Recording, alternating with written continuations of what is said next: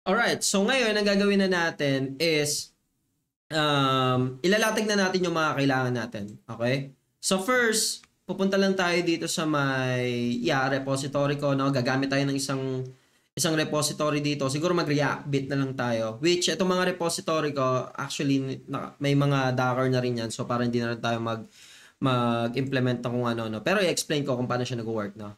Okay, gamitin na lang natin to. Yung React Bit natin. And then, after that, open natin to. Git clone tayo. Git clone. So, ang gagawin lang natin, rename lang natin. Ito. Rename natin siya into my React Bit app. Okay. And then, ayoko dyan. So, cd my React Bit app. Actually, pwede ko ilagay kanina sa clone, pero okay na yun muna yan. So, nandirito na tayo. Code dot muna natin, mga boss. So, ang gagawin ko dito is, zoom ko lang. Yan, na-zoom ko na, mga boss. So, ang important dito is meron tayong Docker file, no? So, I'm gonna explain muna kung paano to nag-work. Okay? Kung nanood kayo nung template Hono ko na live, you will have an idea, or at least yung Docker ko na live, no? You will have an idea how Docker works. Okay? So ngayon dito, pag-usapan muna natin ano yung ginawa mo dito, Boss Rod. So ang ginawa ko lang dito, dinakerize ko yung React application natin.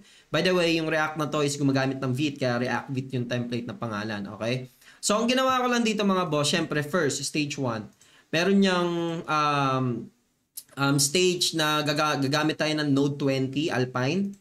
Okay? So, yan yung minimized version ng Node.js. And then, in-install ko lang yung mga kailangan ko for the PNPM. So, copy nyo lang yan. And then, syempre, sinet-up ko lang kung ano yung work directory na gagamitin natin, which is builder folder sa loob. And then, dito naman, kinapi ko lang naman, syempre, yung mga necessary. Okay? So, package JSON and PNPM block. And then, that's it. Okay? And then, dito naman sa PNPM install, naka-frozen lock file lang yan, and then that's it. Sa baba naman na part is kinapi ko na lahat ng file. So bakit ko to ginagawa? Para makash siya, kasi ito yung mga tipo ng mga bagay na hindi nagcha-change. Okay? Or hindi madalas mag-change. Okay? Para nakakash to lagi every time na binibuild ko yung Docker image. Okay? And then binild ko lang yung application. Pagka nag-build tayo ng application, dito na ako gagamit ng Nginx. Okay? So, yung Nginx na to is nasa loob lang to ng Docker. Iba pa yung Nginx sa mismong server. Okay? Itong Nginx na to, basically, parang ang ginawa lang natin dyan is, ito yung parang default kasi na ginawa nating work directory rito, which pang Nginx, no? And then, remove lang natin lahat ng mga default static asset or file ng Nginx.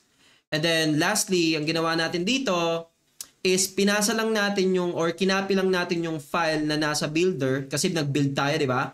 So ang builder folder yung ano nun, yung work directory. So dito sa runner stage naman, ito na kasi yung mag-run mag-execute na ng application natin. Ang ginawa natin, from builder stage, ikakopy ko lang yung na-generate na dist folder, which is ito yung build folder. And then i-copy mo lang dito sa work directory ng runner ko na to na stage. Okay? And then lastly, itong ano na to, nginx conf na configuration, i-override mo lang yung nasa nginx na configuration, which ito yan. Okay? Kakopy mo lang to kasi ito yung mga necessary na kailangan natin for this to work properly. Okay? So events, listen to 80 port kasi gagamitan natin 80 lang. And then include MIME types, application octet stream, send on file, keep alive. If you want to understand these things, yung parang medyo deep, pwede kayong tumakbo sa documentation ng Nginx. But basically, these are just my default, no? Whenever I do Dockerization of React application. So, yan, may kita nyo dito. Siyempre, tinutok ko lang yan dun sa work directory natin. So, kung makikita nyo yung Docker file natin, ito yung work directory natin, di ba? So, nandiyan kasi yung this folder. So, dito, sa Nginx, sinabi ko lang dito, okay, i-proxy mo to. Or, sa root level, dapat basa mo yung root level, which nandoon yung build folder natin. And then, index, HTML, and then itong try file. So, these are all important, okay? So, gagawin natin mga boss, install muna natin yung application natin. And then, papakita ko sa inyo ano yung nangyayari, no? Pagka binild natin yan, mga boss, meron yan DIST na mabibuild. Okay? Ito yung sinasabi ko. So, makikita nyo dito, may index HTML, tapos yung mga private asset and so, public asset and so on. Okay? So, ayan yung iraran natin, yung DIST na yan. Okay? Kaya makikita nyo dito sa conf na to or sa Docker file na to, kinakopy lang natin yung this dito sa my work directory na to. And ito yung parang ano lang to, nginx command lang to, just to run yung application. Okay, so paano natin to itetest, no? So pwede tayong gumamit ng mga Docker build, like, di ba, Docker build -t test that. So pwede natin gawin yon. Pero in this case, may shortcut dyan, which ayun yung Docker Compose. Okay? So, hindi tayo masyado magdi-deep dive sa Docker Compose, but papakita ko sa inyo ano yung nangyayari doon.